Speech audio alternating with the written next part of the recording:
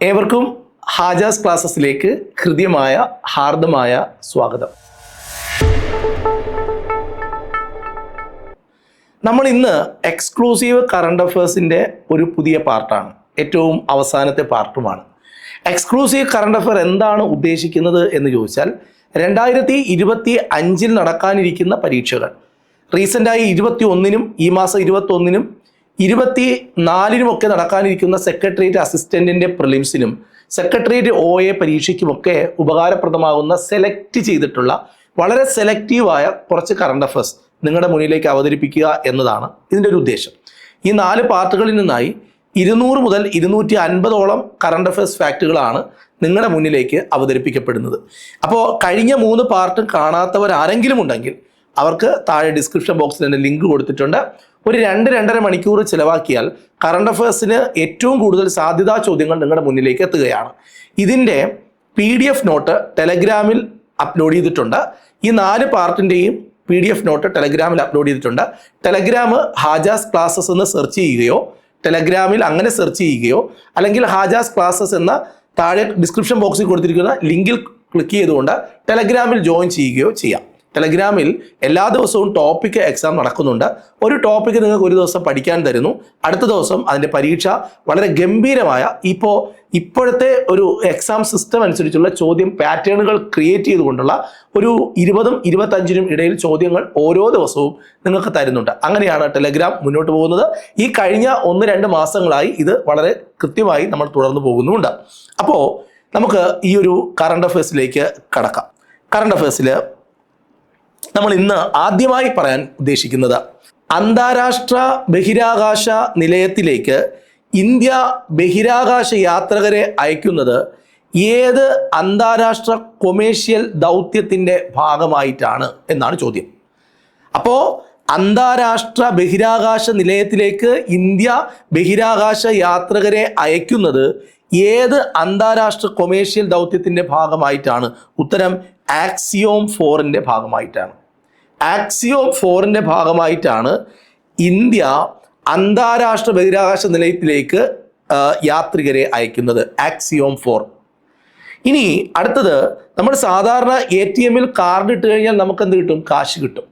എന്നാൽ ധാന്യങ്ങൾ ലഭിക്കാൻ ഇന്ത്യയിലെ ആദ്യത്തെ ATM തുറന്നത് എവിടെയാണ്? ഈ ATMലൂടെ നമുക്ക് കിട്ടുന്നത് കാശല്ല, നമ്മൾ കാശ് കൊടുക്കുമ്പോൾ ധാന്യം കിട്ടും. അങ്ങനെ ധാന്യങ്ങൾ ലഭിക്കാൻ ഇന്ത്യയിലെ ആദ്യത്തെ ATM തുറന്നത് ഒറീസ അല്ലെങ്കിൽ ഒഡീഷ എന്ന് പറയുന്ന സംസ്ഥാനത്താണ്. നല്ല ഫാക്റ്റുകളാണ് 2 എണ്ണം. ISRO 2024 ഓഗസ്റ്റ് 16-ന് വിക്ഷേപിച്ച ഭൂമി നിരീക്ഷിക്കാനുള്ള ഉപഗ്രഹത്തിൻ്റെ പേരെന്താണ്? ഭൗമ നിരീക്ഷണ ഉപഗ്രഹത്തിൻ്റെ പേരെന്താണ്? EO-08 എന്നാണ്. EO-08. നമ്മൾ 3 കിടിലൻ ഫാക്റ്റുകളാണ് ഇപ്പോൾ പഠിച്ചത്. എന്തൊക്കെയാണ് ആ ഫാക്റ്റുകൾ? അന്താരാഷ്ട്ര ബഹിരാകാശ നിലയത്തിലേക്ക് ഇന്ത്യ ബഹിരാകാശ യാത്രികരെ അയക്കുന്നത് ഏത് അന്താരാഷ്ട്ര കൊമേഴ്ഷ്യൽ ദൗത്യത്തിൻ്റെ ഭാഗമായിട്ടാണ്? ഉത്തരം ആക്സിയോം 4 എന്ന കൊമേഴ്ഷ്യൽ ദൗത്യത്തിൻ്റെ ഭാഗമായിട്ടാണ്. ധാന്യങ്ങൾ ലഭിക്കാനുള്ള ATM ഇന്ത്യയിൽ ആദ്യമായി തുറക്കുന്ന സംസ്ഥാനം ഏതാണ്? ഉത്തരം ഒറീസയാണ്. ISRO 2024 ഓഗസ്റ്റ് 16-ന് വിക്ഷേപിച്ച ഉപഗ്രഹത്തിൻ്റെ പേരാണ് EO-08. ഓക്കെ. നാഗാലാൻഡ് എന്ന് പറയുന്നൊരു സംസ്ഥാനമുണ്ട്. അവിടുത്തെ ഔദ്യോഗിക ഭാഷ ഇംഗ്ലീഷാണ്. ഇപ്പോൾ നാഗാലാൻഡിൽ 2024 കണ്ടെത്തിയ മഞ്ഞളിനോട് ഏറെ സാമ്യമുള്ള ഒരു സസ്യം ഏതാണ്? കണ്ടാൽ മഞ്ഞൾ എന്ന് തന്നെ പറയും. അതിൻ്റെ പേരാണ് കുർക്കുമ ഉങ്മെൻസിസ്. കുർക്കുമ ഉങ്മെൻസിസ് എന്നാണ് അതിൻ്റെ പേര്. നാഗാലാൻഡിൽ നിന്നും 2024 കണ്ടെത്തിയ മഞ്ഞൾ പോലെ തോന്നുന്ന ഒരു സസ്യമാണ് കുർക്കുമ ഉങ്മെൻസിസ് എന്ന് പറയുന്ന ഒരു സസ്യം. ഇന്ത്യയിലെ ആദ്യത്തെ സിലിക്കൺ കാർബൈഡ് നിർമ്മാണ സംവിധാനം ഉദ്ഘാടനം ചെയ്യപ്പെട്ടത് എവിടെയാണ്? സിലിക്കൺ കാർബൈഡ്, ഇന്ത്യയിലെ ആദ്യത്തെ സിലിക്കൺ കാർബൈഡ് സംവിധാനം ഉദ്ഘാടനം ചെയ്യപ്പെട്ട സ്ഥലമാണ് ഭുവനേശ്വർ. എവിടെയാണ്? ഭുവനേശ്വർ. ഓക്കെ. ഇന്ത്യയുടെ അലങ്കാര മത്സ്യകൃഷിയുടെ പ്രോത്സാഹനാർത്ഥം അങ്ങനെ ഉദ്ദേശിച്ചുകൊണ്ട് കേന്ദ്ര സർക്കാർ പുറത്തിറക്കിയ ഒരു ആപ്പ് ഉണ്ട്. ഈ ആപ്പിൻ്റെ പേര് എന്താണ്? ചോദ്യം എന്താണ്? ഇന്ത്യയുടെ അലങ്കാര മത്സ്യങ്ങളെ പ്രോത്സാഹിപ്പിക്കുക, അതിൻ്റെ കൃഷിയെ പ്രോത്സാഹിപ്പിക്കുക എന്ന ഉദ്ദേശത്തോടെ കേന്ദ്ര സർക്കാർ പുറത്തിറക്കിയ ആപ്പിൻ്റെ പേരാണ് രംഗീൻ മച്ച്ലി ആപ്പ്. രംഗീൻ മച്ച്ലി ആപ്പ്. അപ്പോൾ നാഗാലാൻഡിൽ നിന്ന് 2024 കണ്ടെത്തിയ മഞ്ഞൾ പോലെ തോന്നിക്കുന്ന പ്ലാന്റിൻ്റെ പേരാണ് കുർക്കുമ ഉങ്മെൻസിസ്. എന്നാൽ ഇന്ത്യയിലെ ആദ്യത്തെ സിലിക്കൺ കാർബൈഡ് സംവിധാനം ഉദ്ഘാടനം ചെയ്യപ്പെട്ട സ്ഥലമാണ് ഭുവനേശ്വർ.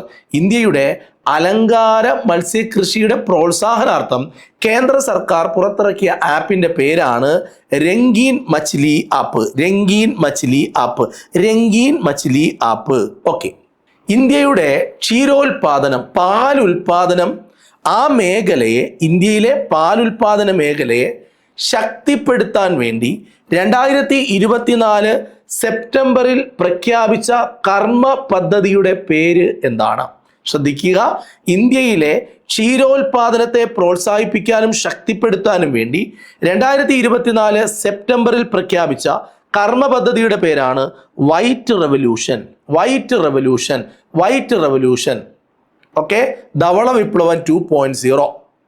കാർഷിക വിളകൾക്ക് കനത്ത നാശം വരുത്തുന്നതിനെ തുടർന്ന്, കൃഷിയിടങ്ങളെ ഭയങ്കരമായി നശിപ്പിക്കുന്നതിനെ തുടർന്ന് വന്യമൃഗങ്ങളായ നീലക്കാളകളെയും കാട്ടുപന്നികളെയും കൊല്ലാനുള്ള അനുമതി നൽകിയ സംസ്ഥാന സർക്കാരാണ് ബീഹാർ സർക്കാർ. ബീഹാർ. കാർഷിക വിളകൾക്ക് കനത്ത നാശം വരുത്തുന്നതിനെ തുടർന്ന് വന്യമൃഗങ്ങളായിട്ടുള്ള നീലക്കാളകളെയും കാട്ടുപന്നികളെയും കൊല്ലാൻ അനുമതി നൽകിയ സംസ്ഥാന സർക്കാരാണ് ബീഹാർ.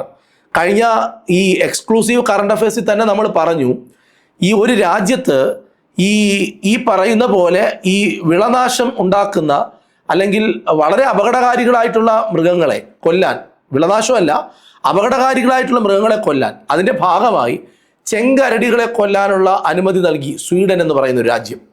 ശ്രദ്ധിക്കണം, കാർബൺ ഡൈ ഓക്സൈഡിൽ നിന്ന് മെത്തനോൾ ഉൽപ്പാദിപ്പിക്കാനുള്ള ഇന്ത്യയിലെ ആദ്യത്തെ പ്ലാന്റ് തുറക്കപ്പെട്ട സ്ഥലം എവിടെയാണ്? ഉത്തരം പൂനെയിലാണ്. മറക്കരുത്, ഇന്ത്യയിലെ ആദ്യത്തെ ക്ഷീരോത്പാദന മേഖലയെ ശക്തിപ്പെടുത്താൻ വേണ്ടിയിട്ട് സെപ്റ്റംബറിൽ ആരംഭിച്ച കർമ്മ പദ്ധതിയുടെ പേരാണ് വൈറ്റ് റെവല്യൂഷൻ 2.0.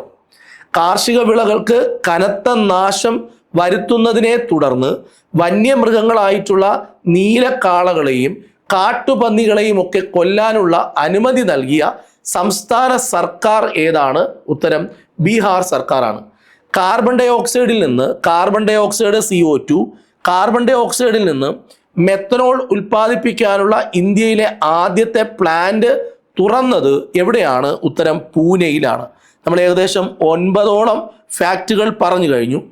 പശ്ചിമഘട്ടം, വെസ്റ്റേൺ ഘാട്ടിൻ്റെ പ്രൊട്ടക്ഷനുമായി ബന്ധപ്പെട്ട കസ്തൂരിരംഗൻ കമ്മിറ്റി റിപ്പോർട്ടിനെ തള്ളിക്കളയാൻ 2024 സെപ്റ്റംബർ മാസം തീരുമാനിച്ച സംസ്ഥാനമാണ് കർണാടകം. പശ്ചിമഘട്ട സംരക്ഷണവുമായി ബന്ധപ്പെട്ട കസ്തൂരിരംഗൻ്റെ മരണവുമായി ബന്ധപ്പെട്ട് നമ്മളൊരു ഫാക്ട് കഴിഞ്ഞ ദിവസം കണ്ടായിരുന്നു പത്രങ്ങളിലൊക്കെ. പശ്ചിമഘട്ട സംരക്ഷണവുമായി ബന്ധപ്പെട്ട് കസ്തൂരിരംഗൻ റിപ്പോർട്ട് തള്ളിക്കളയാൻ 2024 സെപ്റ്റംബറിൽ തീരുമാനിച്ചത് ഏത് സർക്കാരാണ്? ഉത്തരം കർണാടക സർക്കാരാണ്. ഫുഡ് കോർപ്പറേഷൻ ഓഫ് ഇന്ത്യയുടെ ഡിപ്പോകളെ ഓൺലൈനായി ബന്ധിപ്പിക്കാനുള്ള ഒരു പുതിയ ഓൺലൈൻ പ്ലാറ്റ്ഫോം സിസ്റ്റം ഏതാണ്? അന്നദർപ്പൺ. ഫുഡ് കോർപ്പറേഷൻ ഓഫ് ഇന്ത്യയുടെ ഡിപ്പോകളെ ഓൺലൈനുമായി ബന്ധിപ്പിക്കാനുള്ള ഒരു ഓൺലൈൻ പ്ലാറ്റ്ഫോം സിസ്റ്റത്തിൻ്റെ പേര് എന്താണ്? ഉത്തരം അന്നദർപ്പൺ എന്നാണ്. തദ്ദേശീയ പശുക്കൾക്ക്, നമ്മുടെ രാജ്യത്തുള്ള പശുക്കൾക്ക്, ആ പശുക്കൾക്ക് രാജ്യമാത, ഗോമാത എന്ന പദവി നൽകാൻ തീരുമാനിച്ച സംസ്ഥാനമാണ് മഹാരാഷ്ട്ര സംസ്ഥാനം. തദ്ദേശീയ പശുക്കൾക്ക് രാജ്യമാത, ഗോമാത എന്ന പദവി നൽകാൻ തീരുമാനിച്ച സംസ്ഥാനമാണ് മഹാരാഷ്ട്ര സംസ്ഥാനം. ശ്രദ്ധിക്കണം, വെസ്റ്റേൺ ഘാട്ടിൻ്റെ പ്രൊട്ടക്ഷനുമായി ബന്ധപ്പെട്ട കസ്തൂരി രംഗൻ റിപ്പോർട്ടിനെ 2024 സെപ്റ്റംബറിൽ തള്ളിക്കളയാനുള്ളൊരു തീരുമാനമെടുത്തു ഏത് സംസ്ഥാനമാണ്? ഉത്തരം കർണാടക. എന്നാൽ ഫുഡ് കോർപ്പറേഷൻ ഓഫ് ഇന്ത്യയുടെ ഡിപ്പോകളെ ഓൺലൈനായി ബന്ധിപ്പിക്കാനുള്ള പുതിയ ഓൺലൈൻ പ്ലാറ്റ്ഫോം സംവിധാനത്തിൻ്റെ പേരാണ് അന്നദർപ്പൺ. പേരെന്താണ്? അന്നദർപ്പൺ. തദ്ദേശീയമായ പശുക്കൾക്ക്, നമ്മുടെ നാട്ടിലുള്ള, നമ്മുടെ രാജ്യത്തുള്ള ആ തദ്ദേശീയ പശുക്കൾക്ക് ഗോമാത, അതുപോലെ രാജ്യമാത എന്നൊരു പദവി നൽകാൻ തീരുമാനിച്ച സംസ്ഥാനമാണ് മഹാരാഷ്ട്ര സംസ്ഥാനം. ഇനി അപൂർവ ഇനം ജന്തുജാലങ്ങളുടെ ഡി എൻ എ സംരക്ഷിക്കാൻ വേണ്ടിയിട്ടുള്ള ഇന്ത്യയിലെ ആദ്യത്തെ ജനിതക ബയോ ബാങ്ക് ആരംഭിച്ചത് എവിടെയാണ്? ശ്രദ്ധിക്കണം, അത് ഡാർജിലിംഗിലാണ്.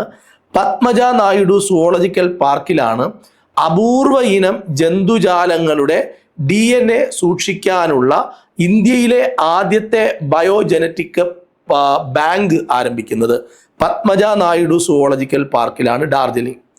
ഇനി കേൾക്കേണ്ടത് QS യൂണിവേഴ്സിറ്റി റാങ്കിങ് 2025 ഇന്ത്യയിൽ നിന്ന് ഒന്നാമതെത്തിയ സ്ഥാപനം ഏതാണ്? ഉത്തരം ഇന്ത്യൻ ഇൻസ്റ്റിറ്റ്യൂട്ട് ഓഫ് ടെക്നോളജി ആണ്, ഡൽഹി. QS യൂണിവേഴ്സിറ്റി റാങ്കിങ്ങിൽ 2025 ഇന്ത്യയിൽ നിന്ന് ഒന്നാമതെത്തിയ സ്ഥാപനത്തിൻ്റെ പേരാണ് ഇന്ത്യൻ ഇൻസ്റ്റിറ്റ്യൂട്ട് ഓഫ് ടെക്നോളജി, ഡൽഹിയിലാണ്. ഇനി അടുത്തത് അമേരിക്കയിലാണ്, ഫ്ലോറിഡ. അവിടെ നിന്ന് 2024 നവംബർ 18 ഇന്ത്യ വിക്ഷേപിച്ചതല്ല, അവിടെ നിന്നും വിക്ഷേപിക്കപ്പെട്ട ഇന്ത്യൻ ഉപഗ്രഹം ഏതാണ്? ഉത്തരം GSAT-20 ആണ്. അപ്പോൾ അപൂർവ ഇനം ജന്തുജാലങ്ങളുടെ DNA സംരക്ഷിക്കാൻ ഇന്ത്യയിലെ ആദ്യത്തെ ജനറ്റിക് ബയോ ബാങ്ക് ആരംഭിച്ച സ്ഥലം എവിടെയാണ്? പത്മജ നായിഡു സുവോളജിക്കൽ പാർക്കാണ്, ഡാർജിലിംഗിലാണ് ഇതുള്ളത്. എന്നാൽ QS യൂണിവേഴ്സിറ്റി റാങ്കിങ് 2025 ഇന്ത്യയിൽ നിന്ന് ഒന്നാമതെത്തിയ സ്ഥാപനമാണ് ഇന്ത്യൻ ഇൻസ്റ്റിറ്റ്യൂട്ട് ഓഫ് ടെക്നോളജി, അത് ഡൽഹിയിലാണ്.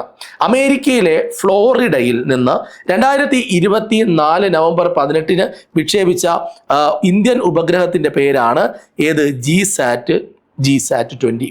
ഇനി അടുത്ത പോയിന്റിലേക്ക് നമുക്ക് വരാം.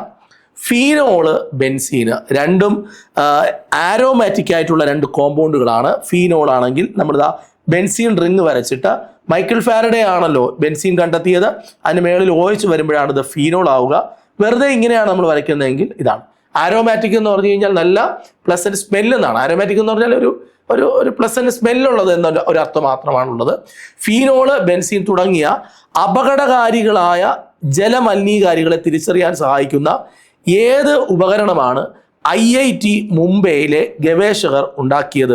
അതിൻ്റെ പേരാണ് ആരോ ട്രാക്ക്. ഞാൻ നേരത്തെ പറഞ്ഞല്ലോ, ഇത് ആരോമാറ്റിക് കോമ്പൗണ്ടുകളാണ് ബെൻസീനും ഫീനോളും. ഇവയെ തിരിച്ചറിയാൻ വേണ്ടി ഉപയോഗിക്കുന്നത് ട്രാക്ക് ചെയ്യുക, തിരിച്ചറിയുക, അല്ലെ, കണ്ടെത്തുക എന്നൊക്കെ അർത്ഥമുണ്ട്. അപ്പോൾ എവിടെ ഉണ്ടെന്ന് നോക്കുക, നമ്മൾ ട്രാക്ക് ചെയ്യുമെന്ന് പറയാറില്ലേ? ആരോ ട്രാക്ക് കറക്റ്റായിട്ടുള്ളൊരു ആപ്റ്റായിട്ടുള്ളൊരു പേരാണ് കൊടുത്തിട്ടുള്ളത്. ഫീനോള്, ബെൻസീൻ തുടങ്ങിയ അപകടകാരികളായ ഡേഞ്ചറസ് ആയിട്ടുള്ള ജലമലിനീകാരികളെ തിരിച്ചറിയാൻ സഹായിക്കുന്ന ഒരു ഉപകരണം IIT മുംബൈ വികസിപ്പിച്ചു. അതിൻ്റെ പേരാണ് ആരോ ട്രാക്ക് എന്ന്. രോഗാണുക്കളുടെ മരുന്നുകളോടുള്ള പ്രതിരോധത്തെ, ഇപ്പം രോഗാണുക്കൾക്ക് മരുന്നുകളെ പ്രതിരോധിക്കാൻ കഴിയുന്നുണ്ട്. ആ രോഗാണുക്കൾക്ക് മരുന്നുകളെ പ്രതിരോധിക്കാനുള്ള കഴിവിനെ അതിജീവിക്കാൻ ശേഷിയുള്ളതും നമ്മുടെ രാജ്യത്ത് തദ്ദേശീയമായി നിർമ്മിച്ചതുമായ ആദ്യത്തെ ആൻറ്റിബയോട്ടിക്കിൻ്റെ പേരാണ് നാഫിത്രോമൈസിൻ. നാഫിത്രോമൈസിൻ്റെ പ്രത്യേകത, ഇപ്പോഴത്തെ രോഗാണുക്കൾക്ക് മരുന്നുകളെ പ്രതിരോധിക്കാനുള്ള കഴിവുണ്ട്. അതിനെയൊക്കെ അതിജീവിക്കാൻ കഴിയുന്ന ഒരു ആൻറ്റിബയോട്ടിക്, ആദ്യത്തെ ആൻറ്റിബയോട്ടിക്, അതിൻ്റെ പേരാണ് നാഫിത്രോമൈസിൻ എന്ന്. എന്നാൽ വാഹനങ്ങളിൽ ഗ്രീൻ ഹൈഡ്രജൻ നിറയ്ക്കുന്ന ഇന്ത്യയിലെ ആദ്യത്തെ സ്റ്റേഷൻ ഉദ്ഘാടനം ചെയ്യപ്പെട്ട സ്ഥലമാണ് ലഡാക്കിലെ ലേയിലാണ്. ശ്രദ്ധിക്കണം, വാഹനങ്ങളിൽ ഗ്രീൻ ഹൈഡ്രജൻ നിറയ്ക്കുന്ന ഇന്ത്യയിലെ ആദ്യത്തെ സ്റ്റേഷൻ ഉദ്ഘാടനം ചെയ്യപ്പെട്ട സ്ഥലമാണ് ലഡാക്കിലെ ലേ. അപ്പോൾ ഫീനോള്, ബെൻസീൻ തുടങ്ങിയ അപകടകാരികളായിട്ടുള്ള ജലമലിനീകാരികളെ തിരിച്ചറിയാൻ സഹായിക്കുന്ന ഒരു ഉപകരണത്തെ IIT മുംബൈ വികസിപ്പിച്ചെടുത്തു. അതിൻ്റെ പേരാണ് ആരോ ട്രാക്ക്. രോഗാണുക്കൾക്ക് മരുന്നുകളെ പ്രതിരോധിക്കാൻ കഴിയും, അതിനെ അതിജീവിക്കാൻ കഴിയുന്ന ആദ്യത്തെ ആൻറ്റിബയോട്ടിക്കിൻ്റെ പേരാണ് നാഫിത്രോമൈസിൻ. വാഹനങ്ങളിൽ ഗ്രീൻ ഹൈഡ്രജൻ നിറയ്ക്കുന്ന ഇന്ത്യയിലെ ആദ്യത്തെ സ്റ്റേഷൻ ഉദ്ഘാടനം ചെയ്ത സ്ഥലമാണ് ലഡാക്ക് എന്ന് പറയുന്ന സ്ഥലത്തെ ലേ എന്ന് പറയുന്ന ഇടം. എൻ്റെ പൊന്നു പിള്ളേരെ ശ്രദ്ധിക്കേണ്ടതുണ്ട്. രാജ്യത്ത് ആദ്യമായി കാട്ടാന അടക്കമുള്ള വന്യമൃഗങ്ങൾ കാട് ഇറങ്ങുന്നത് തടയാൻ AI എന്ന് പറയുന്ന അത്യാധുനിക വിദ്യ ഉപയോഗിച്ച് സ്മാർട്ട് ഫെൻസിങ് എന്ന് പറഞ്ഞാൽ, ഫെൻസിങ് എന്ന് പറഞ്ഞാൽ മതില് പോലെ, മതില് അല്ലെ, അങ്ങനെ ഒരു ആവരണം ഉണ്ടാക്കുന്ന ആദ്യത്തെ സംസ്ഥാനം നമ്മുടെ കേരളം ആണ്. കാട്ടാന അടക്കമുള്ള വന്യമൃഗങ്ങൾ കാടിറങ്ങുന്നത് തടയാൻ വേണ്ടി ആർട്ടിഫിഷ്യൽ ഇൻ്റലിജൻസിൻ്റെ സഹായം ഉപയോഗിച്ചുകൊണ്ട് സ്മാർട്ട് ഫെൻസിങ് സംവിധാനം ഒരുക്കുന്ന ആദ്യത്തെ ഇന്ത്യൻ സംസ്ഥാനമായി മാറാൻ പോവുകയാണ് നമ്മുടെ കേരളം. GI ടാഗ് ലഭിച്ച ആദ്യത്തെ വനോൽപ്പന്നം എന്ന് പറയുന്ന GI എന്ന ടാഗ് ലഭിക്കുന്ന ആദ്യത്തെ വനോൽപ്പന്നം എന്ന ഒരു പദവിക്ക് അർഹത കിട്ടിയ മരമാണ് നിലമ്പൂർ തേക്ക്. നിലമ്പൂർ തേക്കിനാണ് GI ടാഗ് ലഭിച്ച ആദ്യത്തെ വനോൽപ്പന്നം എന്ന ഇത് കിട്ടുന്ന ഒരു മരം. കേരളത്തിൽ നിന്ന് കണ്ടെത്തിയ പുതിയ നിശാശലഭത്തിൻ്റെ പേരെന്താണ്? ഉത്തരം പാൻഗോര കേരളയൻസ്. കേൾക്കണം, ശ്രദ്ധിക്കണം. കേരളത്തിൽ നിന്ന് കണ്ടെത്തിയ പുതിയ നിശാശലഭത്തിൻ്റെ പേരാണ് പാൻഗോര കേരളയൻസ്. പാൻഗോര കേരളയൻസ്. ശ്രദ്ധിക്കേണ്ടത്, രാജ്യത്ത് ആദ്യമായി കാട്ടാന അടക്കമുള്ള വന്യജീവികൾ കാടിറങ്ങി നാട്ടിലേക്ക് വരുന്നത് തടയാൻ ആർട്ടിഫിഷ്യൽ ഇൻ്റലിജൻസിൻ്റെ സഹായത്തോടെ ആ ഒരു സാങ്കേതിക വിദ്യ ഉപയോഗിച്ച് സ്മാർട്ട് ഫെൻസിങ് സംവിധാനം ഒരുക്കുന്ന ഇന്ത്യൻ സംസ്ഥാനമാണ് കേരളം. GI ടാഗ് ലഭിച്ച ആദ്യ വനോൽപ്പന്നം എന്ന പദവിക്ക് അർഹത നേടിയ മരമാണ് നിലമ്പൂർ തേക്ക്. കേരളത്തിൽ നിന്ന് കണ്ടെത്തിയ പുതിയ നിശാശലഭമാണ് പാൻഗോര കേരളയൻസ്. അടുത്ത പോയിന്റിലേക്ക് വരാം. ഓക്കെ, പശ്ചിമഘട്ടത്തിലെ ശ്രദ്ധിച്ച് കേൾക്കണം, എല്ലാ കിടിലം പോയിന്റുകളാണ്. ഒരു കാരണവശാലും നിങ്ങളിത് കാണാതെയും കേൾക്കാതെയും പോകരുത്.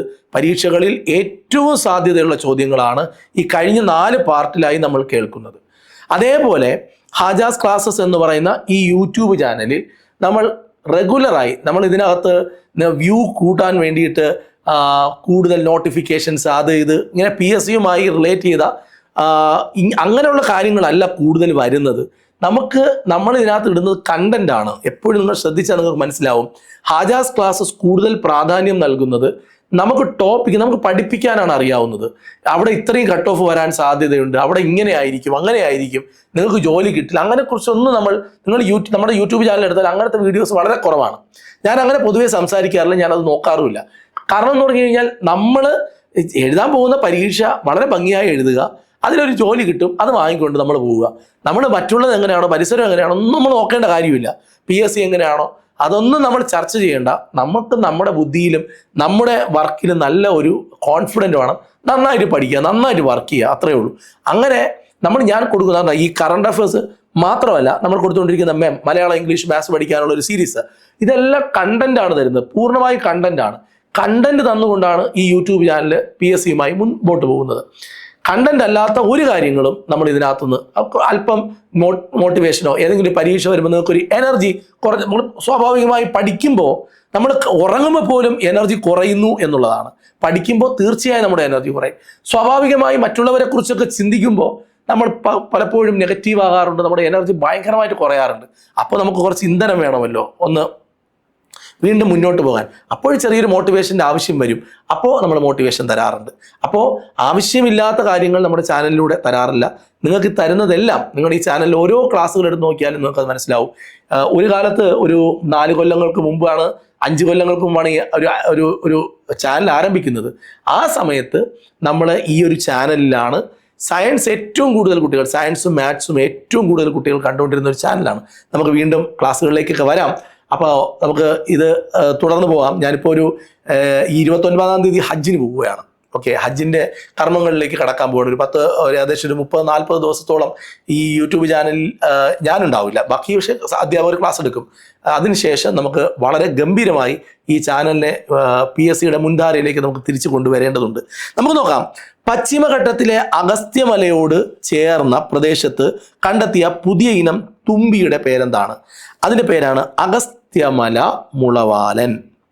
പശ്ചിമഘട്ടത്തിലെ അഗസ്ത്യമലയോട് ചേർന്ന പ്രദേശത്ത് നിന്ന് കണ്ടെത്തിയ പുതിയ ഇനം തുമ്പിയുടെ പേരാണ് അഗസ്ത്യമല മുളവാലൻ. കേരളത്തിൽ ആദ്യമായി പക്ഷി നിരീക്ഷിക്കുന്നതിനും പഠനത്തിനുമായി പാഠശാല ഒരുങ്ങുകയാണ് കോട്ടയം ജില്ലയിലെ കടപ്പൂർ എന്ന് പറയുന്ന സ്ഥലത്ത്. പക്ഷിയെ നിരീക്ഷിക്കുന്നതിനും അതിനെക്കുറിച്ച് പഠിക്കുന്നതിനും വേണ്ടിയിട്ടുള്ള ഒരു പാഠശാല ഒരുങ്ങുന്ന സ്ഥലമാണ് കോട്ടയത്തെ കടപ്പൂർ എന്ന് പറയുന്ന സ്ഥലം. കേരളത്തിലെ ഈ ഒരേ ഒരു മയിൽ സംരക്ഷണ കേന്ദ്രം ഏതാണെന്ന് ചോദിച്ചാൽ പറയണം, ചൂളന്നൂരാണ്. ചൂളന്നൂർ മയിൽ സംരക്ഷണ കേന്ദ്രം ആണ് കേരളത്തിലെ ഒരേ ഒരു മയിൽ സംരക്ഷണ കേന്ദ്രം എന്ന് പറയുന്നത്. കേരളത്തിലെ അഗസ്ത്യമലയോട് ചേർന്ന പ്രദേശത്ത് കണ്ടെത്തിയ പുതിയ ഇനം തുമ്പിയുടെ പേരാണ് അഗസ്ത്യമല മുളവാലൻ. എന്നാൽ കേരളത്തിൽ ആദ്യമായി പക്ഷി നിരീക്ഷണത്തിനും പഠനത്തിനുമായി പാഠശാല ഒരുങ്ങുന്ന സ്ഥലമാണ് കടപ്പൂര്. കടപ്പൂര് കോട്ടയം ജില്ലയിലാണ്. കേരളത്തിലെ ഒരേ ഒരു മയിൽ സംരക്ഷണ കേന്ദ്രമാണ് ചൂളന്നൂർ മയിൽ സംരക്ഷണ കേന്ദ്രം എന്ന് പറയുന്നത്. എന്നാൽ ശ്രദ്ധിക്കണം, മരച്ചീനിയുടെ ഇലയില്ലേ, ആ ഇലകളിൽ നിന്ന് ജൈവ കീടനാശിനി നിർമ്മിക്കുന്നതിനുള്ള സാങ്കേതിക വിദ്യ വികസിപ്പിച്ചെടുത്തു ഡോക്ടർ CA ജയപ്രകാശ് എന്ന ശാസ്ത്രജ്ഞനാണ് മരച്ചീനിയുടെ ഇലകളിൽ നിന്നും ജൈവ കീടനാശിനി നിർമ്മിക്കുന്നതിനുള്ള ഒരു സാങ്കേതിക വിദ്യ വികസിപ്പിച്ചെടുത്തത്. 2024 സെപ്റ്റംബറിൽ ആ മാസത്തിൽ കേരളത്തിൽ എംപോക്സ് സ്ഥിരീകരിച്ചു. എംപോക്സ് എന്ന രോഗം സ്ഥിരീകരിക്കുന്നു. 2024 സെപ്റ്റംബർ മാസത്തിൽ കേരളത്തിൽ എംപോക്സ് സ്ഥിരീകരിക്കുന്ന ജില്ലയാണ് മലപ്പുറം ജില്ല. സംസ്ഥാനത്തെ ആദ്യത്തെ സൂ സഫാരി പാർക്ക് എവിടെയാണ്? കണ്ണൂരിലാണ്, തളിപ്പറമ്പാണ് കേരളത്തിലെ ആദ്യത്തെ സൂ സഫാരി പാർക്ക് ആരംഭിക്കുന്നത്. അപ്പോൾ മരച്ചീനി ഇലകളിൽ നിന്ന് ജൈവ കീടനാശിനി നിർമ്മിക്കാനുള്ള സാങ്കേതിക വിദ്യ ഡെവലപ്പ് ചെയ്തത് ഡോക്ടർ CA ജയപ്രകാശ് എന്ന ശാസ്ത്രജ്ഞനാണ്. 2024 സെപ്റ്റംബർ മാസത്തിൽ കേരളത്തിൽ എംപോക്സ് സ്ഥിരീകരിക്കപ്പെട്ട ജില്ല ഏതാണ്? ഉത്തരം മലപ്പുറമാണ്. സംസ്ഥാനത്തിലെ ആദ്യത്തെ സൂ സഫാരി പാർക്ക് ആരംഭിക്കുന്നത് തളിപ്പറമ്പാണ്. തളിപ്പറമ്പ് കണ്ണൂരാണ്. ഇനി നമുക്ക് കേൾക്കാം. 2025 ഫെബ്രുവരിയിൽ വിടവാങ്ങിയ സോവിയറ്റ് ചെസ് താരം ആരാണ്? ഉത്തരം ബോറിസ് സ്പാസ്കി ആണ്. 2025 സെപ്റ്റംബറിൽ വിടവാങ്ങിയ സോവിയറ്റ് ചെസ് ഇതിഹാസത്തിന്റെ പേരാണ് ബോറിസ് സ്പാസ്കി എന്നാണ്. ബ്രിട്ടന്റെ പുതിയ പ്രധാനമന്ത്രി ആരാണ്? കെയർ സ്റ്റാമർ ആണ്. ലേബർ പാർട്ടി അംഗമാണ് അദ്ദേഹം. കെയർ സ്റ്റാമർ എന്നാണ് അദ്ദേഹത്തിന്റെ പേര്. ഭൂമിയിൽ നിന്നും 37 കോടി കിലോമീറ്റർ അകലെ സ്ഥിതി ചെയ്യുന്ന സ്വർണവും ഇരുമ്പും നിക്കലും അടങ്ങിയ ഒരു ചിഹ്ന ഗ്രഹത്തിന്റെ പേരാണ് സൈക്കി. ഭൂമിയിൽ നിന്ന് 37 കോടി കിലോമീറ്റർ അകലെ സ്ഥിതി ചെയ്യുന്ന സ്വർണവും ഇരുമ്പും നിക്കലും ചേർന്ന ഒരു ചിഹ്ന ഗ്രഹത്തിന്റെ പേരാണ് സൈക്കി എന്നാണ്. ശ്രദ്ധിക്കേണ്ടത്, 2025 ഫെബ്രുവരിയിൽ വിടവാങ്ങിയ സോവിയറ്റ് ചെസ് താരം ആരാണ്? ബോറിസ് സ്പാസ്കിയാണ്. എന്നാൽ ബ്രിട്ടനിലെ പുതിയ പ്രധാനമന്ത്രിയാണ് കെയർ സ്റ്റാമർ. ഭൂമിയിൽ നിന്ന് 37 കോടി കിലോമീറ്റർ അകലെ സ്ഥിതി ചെയ്യുന്ന സ്വർണവും ഇരുമ്പും നിക്കലും കൊണ്ട് അല്ലെങ്കിൽ ഇത് അടങ്ങുന്ന ഒരു ചിഹ്ന ഗ്രഹത്തിന്റെ പേരാണ് എന്ത് പേര്? സൈക്കി എന്നാണ് അതിന്റെ പേര്. ഓക്കെ, യുണൈറ്റഡ് നേഷൻസ് എൻവയോൺമെന്റ് പ്രോഗ്രാമിന്റെ ജനറേഷൻ റിസ്റ്റോറേഷൻ പദ്ധതിയിലേക്ക് തിരഞ്ഞെടുക്കപ്പെട്ട ആദ്യത്തെ നഗരം ഏതാണ്? ഉത്തരം കൊച്ചിയാണ്. യുണൈറ്റഡ് നേഷൻസ് എൻവയോൺമെന്റ് പ്രോഗ്രാമിന്റെ ജനറേഷൻ റിസ്റ്റോറേഷൻ പദ്ധതിയിലേക്ക് തിരഞ്ഞെടുക്കപ്പെട്ട കേരളത്തിലെ നഗരമാണ് കൊച്ചി. രാജ്യത്ത് ആദ്യമായി ആരോഗ്യ പ്രവർത്തകരുടെയും രോഗികളുടെയും ആശുപത്രികളുടെയും സുരക്ഷിതത്വം ഉറപ്പാക്കുന്നതിനായി കോഡ് ഗ്രേ പ്രോട്ടോകോൾ നടപ്പിലാക്കിയ ഇന്ത്യൻ സംസ്ഥാനമാണ് കേരളം. രാജ്യത്ത് ആദ്യമായി ആരോഗ്യ പ്രവർത്തകരുടെയും രോഗികളുടെയും ആശുപത്രികളുടെയും ഒക്കെ സുരക്ഷിതത്വം ഉറപ്പാക്കുന്നതിനായി കോഡ് ഗ്രേ പ്രോട്ടോകോൾ നടപ്പിലാക്കിയ ഇന്ത്യൻ സംസ്ഥാനമാണ് കേരളം. കേരളത്തിലെ തുറമുഖങ്ങളെ ബന്ധിപ്പിച്ചുകൊണ്ട് വിനോദസഞ്ചാര കപ്പൽ സർവീസ് നിലവിൽ വരുന്ന ജില്ലയാണ് കൊല്ലം.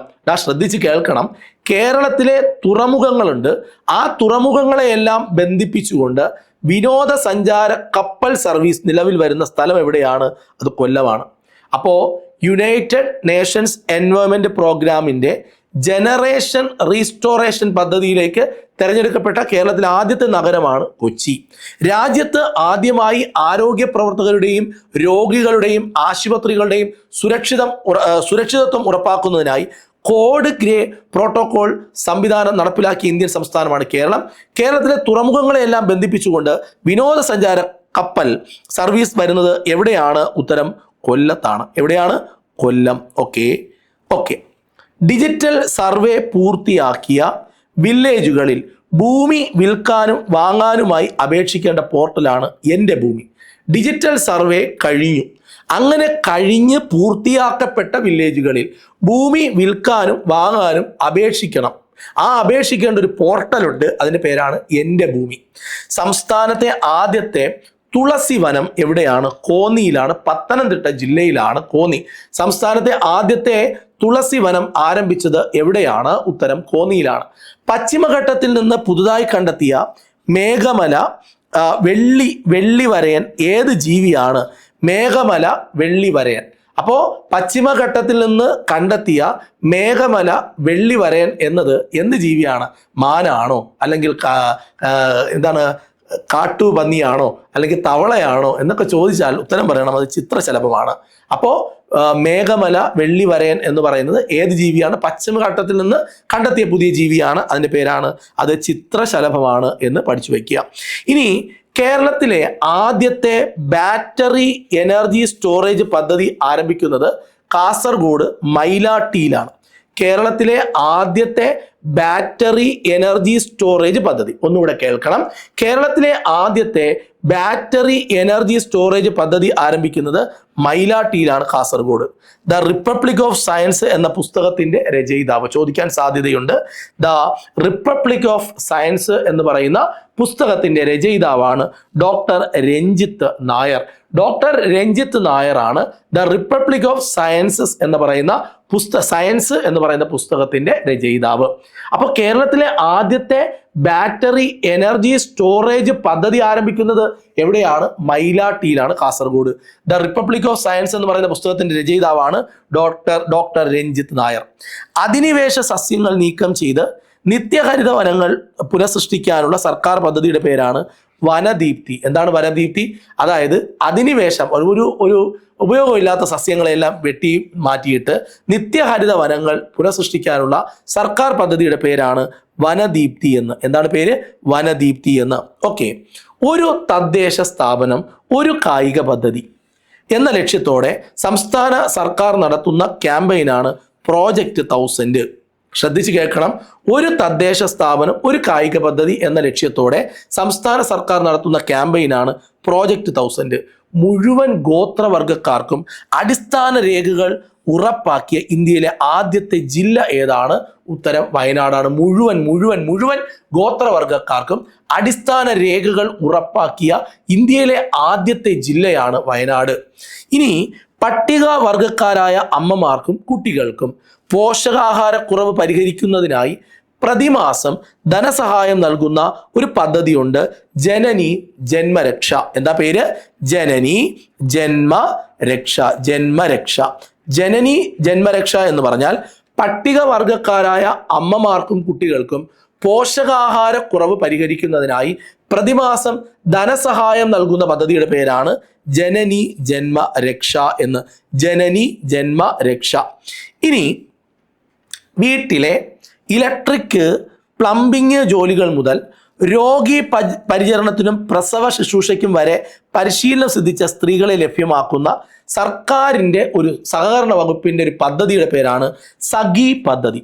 നമുക്ക് എല്ലാവർക്കും അറിയാം, നമുക്ക് എത്ര തന്നെ നമ്മുടെ നാട്ടിലെ ആൾക്കാരൊക്കെ പറയുന്നു ജോലിയില്ല. ഒരു ഇലക്ട്രീഷ്യൻ നമുക്ക് കണ്ടുപിടിക്കാൻ പറ്റുമോ? ഒരു പ്ലംബറെ നമുക്ക് പെട്ടെന്ന് കിട്ടുമോ? ഇല്ല. വീട്ടു ജോലിക്ക് ആളെ കിട്ടുമോ? ഇല്ല. രോഗിയെ പരിചരിക്കാൻ ഇല്ല. പാലിയേറ്റീവായിട്ടുള്ള ഇല്ല. ഇതൊക്കെ സുലഭമായി കിട്ടുന്നതല്ല. അപ്പം അതൊക്കെ അവർക്ക് ഇതിനു വേണ്ടി പരിശീലനം കൊടുത്ത് സ്ത്രീകളെ അതിനുവേണ്ടി തയ്യാറെടുപ്പിക്കുന്ന ഒരു സഹകരണ വകുപ്പിന്റെ പദ്ധതിയാണ് സഖി പദ്ധതി. പാലക്കാട് ചുരത്തിന്റെ ഹരിതവൽക്കരണത്തിനായി ആരംഭിക്കുന്ന ഒരു പദ്ധതി, പാലക്കാട് ചുരത്തെ ഹരിതവൽക്കരിക്കുന്നതിന് വേണ്ടി ആരംഭിച്ച പദ്ധതിയാണ് green the gap. Green the gap. അപ്പോൾ എല്ലാ ഗ്യാപ്പുകളും ഗ്രീൻ ആക്കുക. അപ്പോൾ പാലക്കാട് ചുരത്തിന്റെ ആ ഒരു ചുരത്തെ ഹരിതവൽക്കരിക്കാൻ ആരംഭിക്കുന്ന പദ്ധതിയാണ് ഗ്രീൻ ദ ഗ്യാപ്പ്. ഇനി സ്കൂൾ വിദ്യാർത്ഥികളുടെ ലഹരി ഉപയോഗം ഇന്ന് വളരെയധികം ചർച്ച ചെയ്തുകൊണ്ടിരിക്കുന്ന ഒരു ടോപ്പിക്കാണത്. സ്കൂൾ വിദ്യാർത്ഥികളുടെ ലഹരി ഉപയോഗം ഇല്ലാതാക്കാൻ എക്സൈസ് വകുപ്പ് ആരംഭിച്ച പദ്ധതിയുടെ പേരാണ് നേർവഴി. സ്കൂൾ വിദ്യാർത്ഥികളുടെ ലഹരി ഉപയോഗം ഇല്ലാതാക്കാൻ വേണ്ടിയിട്ട് എക്സൈസ് വകുപ്പ് ആരംഭിച്ച പദ്ധതിയാണ് നേർവഴി. എല്ലാവരും സെറ്റായിട്ട് ഇതെല്ലാം പഠിച്ചെടുക്കുന്നുണ്ട് എന്ന് വിചാരിക്കുന്നു. പ്രിയ ഉദ്യോഗാർത്ഥികളെ, നമ്മൾ ഹാജാസ് ക്ലാസ്സസ് എന്ന് പറഞ്ഞൊരു ആപ്പ് ഉണ്ട്, നിങ്ങൾക്ക് എല്ലാവർക്കും അറിയാമായിരിക്കുമെന്ന് പ്രതീക്ഷിക്കുന്നു. അതിനകത്ത് ഇപ്പോൾ റാങ്കേഴ്സ് ബാച്ച് എന്ന് പറഞ്ഞാൽ LPUPയുടെ ഒരു ബാച്ച് ഉണ്ട്. ആരെങ്കിലും LPUP അടുത്ത പരീക്ഷ എഴുതാൻ പോകുന്നു, അതിന് ഏറ്റവും മികച്ച റാങ്ക് വേണം എന്നൊക്കെ ആഗ്രഹിക്കുന്നെങ്കിൽ എൻ്റെ ഒരു ബാച്ചിൽ നിങ്ങൾക്ക് ജോയിൻ ചെയ്യാം. ഓക്കെ, എന്നെ വിളിക്കാം. എന്നെ വിളിക്കേണ്ട നമ്പർ ഞാനിവിടെ എഴുതാം.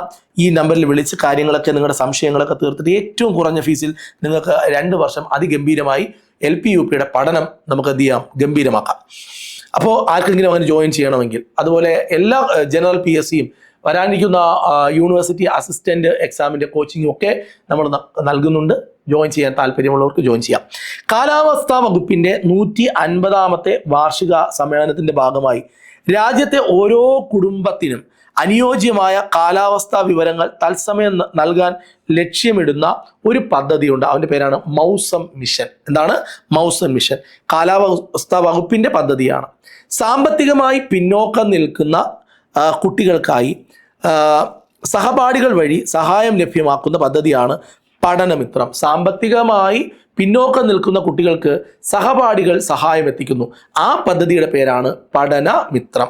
2024 6ാമത് ഖേലോ ഇന്ത്യ യൂത്ത് ഗെയിംസിന് ആതിഥേയത്വം വഹിച്ചത് തമിഴ്നാടാണ്. അവിടെ ഇതിൻ്റെ ആതിഥേയത്വം അവിടെ വെച്ച് നടന്നു എന്നുള്ളതാണ്. എന്നാൽ ഇതിൽ വിജയിയായത് മഹാരാഷ്ട്രയാണ്. അപ്പോൾ സാമ്പത്തികമായി പിന്നോക്കം നിൽക്കുന്ന കുട്ടികൾക്ക് വേണ്ടി സഹപാഠികൾ വഴി സഹായം നൽകുന്ന പദ്ധതിയുടെ പേരാണ് പഠനമിത്രം. അപ്പോൾ സാമ്പത്തികമായി പിന്നോക്കം നിൽക്കുന്ന കുട്ടികൾക്ക് സഹപാഠികൾ, കൂടെ പഠിക്കുന്നവർ വഴിയുള്ള ഒരു സഹായം ലഭിക്കുന്ന ഒരു പദ്ധതിയാണ് പഠനമിത്രം. 2024 6ാമത് ഖേലോ യൂത്ത് ഗെയിംസിന് ആതിഥേയത്വം വഹിച്ചത് തമിഴ്നാട്. അവിടെ ആ മത്സരത്തിൽ വിജയിച്ചത് മഹാരാഷ്ട്രയാണ് എന്ന് ഓർമ്മപ്പെടുത്തുകയാണ്. 2024 ഖേലോ ഇന്ത്യ വിന്റർ ഗെയിംസിൽ ആതിഥ്യം വെച്ചത് ലഡാക്കും ഗുൽമാർഗും ആണ്. 2025 38ാമത് ദേശീയ ഗെയിംസിന് ആതിഥേയത്വം വഹിച്ചത് ഉത്തരാഖണ്ഡാണ്. 2025 ആദ്യത്തെ ഗോഗോ ലോകകപ്പ്, ഗോഗോ എന്ന് പറഞ്ഞൊരു സ്പോർട്സ് ഇനമാണ്, അതിൻ്റെ വേൾഡ് കപ്പ് നടന്നത് ഇന്ത്യയിലാണ്. അപ്പോൾ 2024 ഖേലോ ഇന്ത്യ വിന്റർ ഗെയിംസിന്റെ ആതിഥേയത്വം ലഡാക്കിലും അതുപോലെ തന്നെ ഗുൽമാർഗുമായിരുന്നു. 2025 38ാമത് ദേശീയ ഗെയിംസിൽ ആതിഥേയത്വം വഹിച്ചത് ഉത്തരാഖണ്ഡാണ്. 2025 ആദ്യത്തെ ഗോഗോ വേൾഡ് കപ്പ് നടന്നത് ഇന്ത്യയിലാണ് എന്നതും ഓർമ്മപ്പെടുത്തുകയാണ്. ഇനി അതേപോലെ തന്നെ 2024 50ാമത്തെ G7 ഉച്ചകോടി നടന്നത് ഇറ്റലിയിലാണ്. ഓർമ്മിച്ചു വെക്കണം, ഇതൊക്കെ പരീക്ഷയ്ക്ക് ചോദിക്കാൻ സാധ്യതയുള്ള ചോദ്യങ്ങളാണ്. 2027 പുരുഷ ഏകദിന ലോകകപ്പിന്റെ ക്രിക്കറ്റിന്റെ വേദി സൗത്ത് ആഫ്രിക്ക, നമീബിയ, സിംബാബ്വെയാണ്. 2027 പുരുഷ ഏകദിന ലോകകപ്പിന്റെ ക്രിക്കറ്റ് വേദി സൗത്ത് ആഫ്രിക്ക, നമീബിയ, സിംബാബ്വെയാണ്. 2023 ഏഷ്യൻ ഗെയിംസിന് വേദിയാവുന്നത് ഹാങ്ഷൗ ചൈനയിലാണ്. 2026 ജപ്പാൻ, 2030 ഖത്തറിലാണ്. 2023 ഏഷ്യൻ ഗെയിംസിന് വേദിയായത് ചൈന. 2026 അത് ജപ്പാൻ വേദിയാകുമ്പോൾ 2030 4 വർഷം കൂടുമ്പോഴാണ് 2030 അത് വേദിയാകുന്നത്. ഖത്തർ എന്ന് പറയുന്ന രാജ്യം അതിന് ആതിഥേയത്വം വഹിക്കും. എന്നാൽ 2028 ഒളിമ്പിക്സിന്റെ വേദി അമേരിക്കയാണ്. അപ്പോൾ ലോസ് ഏഞ്ചൽസിലാണ്. 2028 ചോദിക്കും കേട്ടോ. 2028 ഒളിമ്പിക്സ് നന്നായിട്ട് പഠിച്ചിട്ട് പോകണം. 2028 ഒളിമ്പിക്സ് ലോസ് ഏഞ്ചൽസിലാണ് നടക്കുന്നത്. 2032 ആകുമ്പോൾ അത് ഓസ്ട്രേലിയയിൽ വെച്ചാണ് നടക്കുക, ബ്രിസ്ബൺ എന്ന് പറയുന്ന സ്ഥലത്ത് വെച്ചാണ്. 2026 ഫുട്ബോള്, 2026 അടുത്ത വർഷം നടക്കാനിരിക്കുന്ന ഫുട്ബോള്, അതിൻ്റെ ലോകകപ്പ് നടക്കുന്നത് 3 രാജ്യങ്ങളിലാണ്, അടുത്തടുത്ത 3 രാജ്യങ്ങളിലാണ്. അമേരിക്ക, മെക്സിക്കോ, കാനഡ എന്ന് പറയുന്ന 3 രാജ്യങ്ങളിലാണ്. 2026 ഫുട്ബോൾ നടക്കുന്നത്. ലോക സാമ്പത്തിക അതിനൊരു സ്ഥിരം വേദിയുണ്ട്. ലോക സാമ്പത്തിക ഉച്ചകോടിക്ക് ഒരു സ്ഥിരം വേദിയുണ്ട്.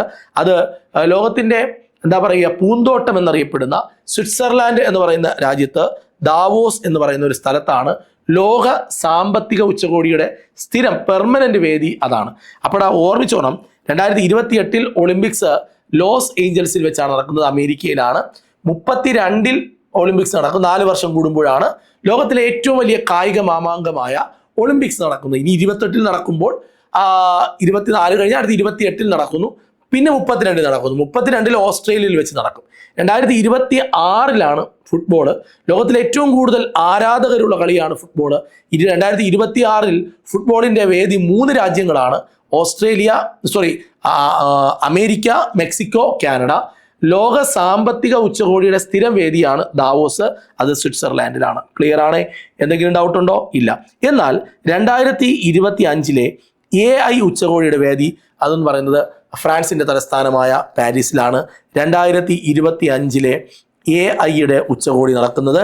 2024 കേരള ജ്യോതി പുരസ്കാരം ലഭിച്ചത് പ്രൊഫസർ MK സാനുവിന് ആണ്. പ്രൊഫസർ MK സാനുവിനാണ് 2024 കേരള ജ്യോതി പുരസ്കാരം. 2025 AI ഉച്ചകോടിയുടെ വേദി എവിടെയാണെന്ന് ചോദിച്ചാൽ അത് പാരീസിലാണ്, ഫ്രാൻസിലാണ്. പ്രിയ ഉദ്യോഗാർത്ഥികളെ, കഴിഞ്ഞ 4 പാർട്ടുകളായി നമ്മൾ വളരെയധികം പണിപ്പെട്ട് അതിൻ്റെ സ്ലൈഡൊക്കെ തയ്യാറാക്കി അതിനെ റെക്കോർഡ് ചെയ്ത് എഡിറ്റ് ചെയ്ത് അപ്ലോഡ് ചെയ്ത് നിങ്ങളുടെ മുന്നിലേക്ക് 2025 പരീക്ഷകൾക്ക് വേണ്ടിയിട്ടുള്ള കുറേ കറണ്ട് അഫയേഴ്സ്, ഏകദേശം എനിക്ക് തോന്നുന്നു ഒരു 250-നും 200-നും ഇടയിലുള്ള ഏറ്റവും പ്രധാനപ്പെട്ട കറണ്ട് അഫയറുകൾ 250 അടുപ്പിച്ചുണ്ടാവും. അത്രയും കറണ്ട് അഫയേഴ്സിൻ്റെ നോട്ടും എല്ലാം തന്നെ നമ്മൾ ടെലഗ്രാമിലേക്ക് അപ്ലോഡ് ചെയ്തിട്ടുണ്ട്. ഇന്ന് തന്നെ ടെലഗ്രാമിൽ നമ്മൾ ജോയിൻ ചെയ്യുക. ആരെങ്കിലും ഇതിൻ്റെ മുൻ പാർട്ടുകൾ കാണാതെ ഉണ്ടെങ്കിൽ താഴെ ഡിസ്ക്രിപ്ഷൻ ബോക്സിൽ ഞാൻ അതിൻ്റെ ലിങ്ക് കൊടുത്തിട്ടുണ്ട്, നിങ്ങൾക്ക് അവിടെ നിന്ന് എടുത്ത് കാണാവുന്നതാണ്. നല്ല രീതിയിൽ പരീക്ഷ എഴുതുക, നല്ല വിജയങ്ങൾ ഉണ്ടാവട്ടെ. ഭയത്തോടെ, അനുഗ്രഹത്തോടെ പോയി പരീക്ഷ എഴുതിയിട്ട് വരിക. ഏറ്റവും നല്ല പരീക്ഷയായി നിങ്ങൾക്ക് വരാനിരിക്കുന്ന പരീക്ഷകൾ മാറട്ടെ, നിങ്ങൾക്ക് അനുകൂലമാകട്ടെ എല്ലാം എന്ന് ആശംസിച്ചുകൊണ്ട് നിർത്തുന്നു. ആരെങ്കിലും നമ്മുടെ ചാനൽ സബ്സ്ക്രൈബ് ചെയ്യാനും ഉണ്ടെങ്കിൽ സബ്സ്ക്രൈബ് ചെയ്യുക, ലൈക്ക് ചെയ്യുക, ഷെയർ ചെയ്യുക. നിങ്ങളുടെ ഏറ്റവും പ്രധാനപ്പെട്ട അടുത്ത ക്ലാസ് വേണമെങ്കിൽ നിങ്ങൾ കമൻറ്റ് ചെയ്യുക. കമൻ്റാണ് ഇതിൻ്റെ ജീവൻ, കമൻ്റാണ് അടുത്ത ക്ലാസ് ഇടാനുള്ള നമുക്കതിനൊരു പ്രേരണ നൽകുന്നത്. അതുകൊണ്ട് അതൊരിക്കലും നിങ്ങൾ അതിലൊരു പിശുക്ക് കാണിക്കരുത്. നമുക്ക് വീണ്ടും കാണണം.